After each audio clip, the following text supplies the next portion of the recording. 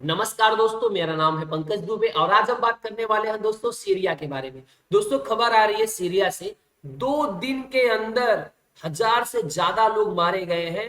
Revenge killing चालू हो गई है दोस्तों सीरिया के अंदर। ये सब चीजें चली, लेकिन जो सबसे खराब चीज यहाँ पे हुई है, बताया जा रहा है कि औरतों को कपड़ा निकाल करके परेड कराया गया है, बाद में उनको गोली मार दी गई है। तो जरा डिटेल में समझते दोस्तों यहाँ पे चल क्या रहा है। जैसा कि आप जानते हो दोस्तों, एक भयंकर क्लैश चल रहा है सीरियन सिक्योरिटी फोर्सेस के बीच में और लॉयलिस्ट ऑफ प्रेसिडेंट बशर अल असद। जो बशर अल असद के जो लॉयलिस्ट हैं, जो लंबे समय से इनको सपोर्ट करते आए हैं, उनके बीच में और जो सीरियन सिक्योरिटी फोर्स जो राइट नाउ पूरा रूलिंग कर रही है सीरिया में, उनके बीच में एक बहुत बड़ा क्लैश देखने को मिला है, जिसमें बताया जा रहा है कि 1000 से ज्यादा लोग मारे गए हैं। वॉर मॉनिटरिंग ग्रुप ने सैटरडे को बताया कि देखिए, ये जो डेडलिएस्ट एक्ट माना जाएगा, सबसे भयंकर एक्ट यहाँ पे वायलेंस हुआ है सीरिया के अंदर। पिछले 14 सालों में जो जितने भी वायलेंस हुए हैं, तो उसमें से 14 सालों के मतलब 14 साल पहले ऐसा कोई भयंकर वायलेंस हुआ था, और अब ये ऐसा उसी प्रकार का यहाँ पे वायलेंस आपको देखने को मिल रहा है। बताया जा रहा है दोस्तों कि इसमें 745 सिविलियंस मारे गए हैं, और ये जो शूटिंग चल रही थी एकदम पास में आकर के मारे, एकदम सर पर आके, मतलब घर के पास में आकर के यहाँ पे क्या किया जा रहा था, लोगों को मारा जा रहा था। 125 गवर्नमेंट सिक्योरिटी फोर्सेस इसके अंदर दोस्तों मारे गए हैं। 148 मिलिटेंट्स मारे गए हैं। और बताया जा रहा है कि देखिए, जो इलेक्ट्रिसिटी थी, ड्रिंकिंग वाटर फैसिलिटीज थी, पूरी तरह से बंद कर दी गई है सिटी ऑफ लटाकिया में दोस्तों। तो ये सब दोस्तों चला था, जैसा कि आप जानते हो। ये है बशर अल असद। ये भाई साहब सीरिया छोड़ करके 3 महीने पहले की खबर है दोस्तों, ये सीरिया छोड़ करके भाग गए रसिया। अब ये जो अल जुलानी है, ये एसटीएस ग्रुप के हेड है। तो ये जुलानी ने पूरी तरह से रसिया सीरिया पे कंट्रोल कर लिया है दोस्तों। जैसा कि आप जानते हो, इसी प्रकार का दृश्य आपको 3 महीना पहले देखने को मिला था, जहां पे बशर अल असद और उनके फादर का स्टैच्यू, उनका पुतला तोड़ा जा रहा था, आप देख सकते हो। इसी प्रकार का आपने न्यूज दोस्तों बांग्लादेश के अंदर भी देखा होगा, जब रिजिम चेंज हुआ था, इसी प्रकार की कुछ चीजें यहाँ पे भी हुई थी। जैसा कि आप जानते हो दोस्तों कि 3 महीना पहले एसटीएस ने पूरी तरह से कंट्रोल कर लिया था अलेप्पो पे। तो ये दोस्तों शुरुआत यहाँ पे हुई थी। जो एसटीएस ग्रुप था, पहले उन्होंने अलेप्पो पे कंट्रोल किया, फिर उसके बाद इडलिब पे आए, फिर हमा आए, फिर होम्स आए, फिर उन्होंने दमस्कस पे क्या कर लिया, कब्जा कर लिया। और जैसे ही दमस्कस पे कब्जा हो गया, तो दमस्कस क्या है दोस्तों, सीरिया की राजधानी है। अब राजधानी पे कब्जा हो गया तो सीरिया पूरा एसटीएस के कंट्रोल में आ गया। लेकिन शुरुआत दोस्तों जो हुई थी ना, एकदम भयानक तरीके से यहाँ पे अलेप्पो से हुई थी दोस्तों। मिडिल ईस्ट का अखाड़ा माना जाता है सीरिया को। सीरिया में बहुत सारी फोर्सेस यहाँ पे लड़ते रहते हैं, आप देख सकते हो। मल्टीपल फोर्सेस है इसके अंदर, यूएस है, रसिया है, मतलब कौन नहीं है ये पूछो।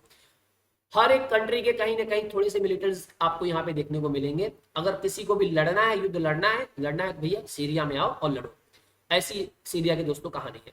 तो यहाँ पे एक्चुअल में हुआ क्या, देखिए दोस्तों, जो सुन्नी है और अलाउतीस के बीच में दोस्तों यहाँ पे युद्ध चल रहा है। जो सुन्नी Muslim gunman loyal to the current government, मतलब जो अभी जुलानी के जो फेवर वाले जो लॉयल बंदे हैं उनके, जुलानी के, वो अटैक कर रहे हैं असद के माइनॉरिटी अलाउती, मतलब जो असद के सपोर्ट करने वाले माइनॉरिटी है जिन अलाउती पे। अब बताया जा रहा है कि दोस्तों अलाउतीस ने पूरा तरह से, बोलते हैं ना, लंबे समय तक एक लार्जर पार्ट पे कब्जा करके रखा था पूरे असद के सपोर्ट से। लंबे समय से ये चीजें चल रही थी। अब क्या किया जा रहा है, एसटीएस के द्वारा उनके ऊपर हमला किया जा रहा है कि क्योंकि तुमने भाई बहुत सारे फायदे उठाए हैं, अब तुमको उसका पे बैक करना है। अब बताया जा रहा है दोस्तों, जो रेसिडेंट है अलाउतीस विलेज के, उन्होंने बोला कि गनमैन ने क्या किया, शॉट किया अलाउतीस को, जिसमें से खास करके ज्यादा करके आदमी लोग थे। और ये जो युद्ध हुआ है दोस्तों, ये स्ट्रीट पे हुआ है और उनके घर के सामने आकर के लोगों को मारा गया है। अलाउतीस को लूट लिया गया है, फिर उनके घरों में आग लगा दी गई है, और बहुत सारी चीजें दोस्तों यहाँ पे चल रही है। आप यहाँ पे देख सकते हो, ये औरतों को पूरा कपड़ा निकाल करके पहले इनको परेड कराया गया, बाद में इनको गोली मार दी गई। और बताया जा रहा था कि इनको काफी लंबे समय तक इनके ऊपर कपड़े भी नहीं डालने दिया गया। तो जो वहाँ पे मिलिटेंट्स थे, उन्होंने रोक करके रखा था यहाँ पे। तो यहाँ पे सिचुएशन जो चल रही है सीरिया के अंदर, उसको देख करके ये नहीं लग रहा है कि ये बहुत जल्दी अब शांत होने वाली है। 3 महीने पहले जो आग लगी थी, अब धीरे धीरे अब वो बढ़ते जाएगी। अब बताया जा रहा है कि देखिए, पहले जो ये मिलिटेंट्स आते थे, नाम पूछते थे, और फिर पता चलता था कि अगर ये अलाउतीस है तो सीधा उनको गोली मार देते थे।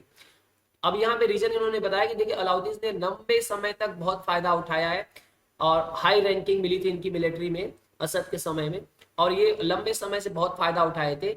लेकिन जैसे ही समय आ गया, रिजिम चेंज हो गई और यहाँ पे एसटीएस आ गई, तो अलाउद्दीन को पूरी भरपाई करनी देखने को मिल रही है दोस्तों। मतलब यहाँ पे आप ये समझ सकते हो कि कोई अच्छा नहीं है, कोई खराब नहीं है। अलाउद्दीन ने पहले बहुत बेनिफिट लिया बशर अल असद के समय, जो अलाउद्दीन ने अन्याय किया अब उसका पे बैक कौन कर रहा है? एसटीएस वाले आ रहे हैं, बोले भैया जो तुमने हमारे साथ किया तो उसका पे बैक लेंगे।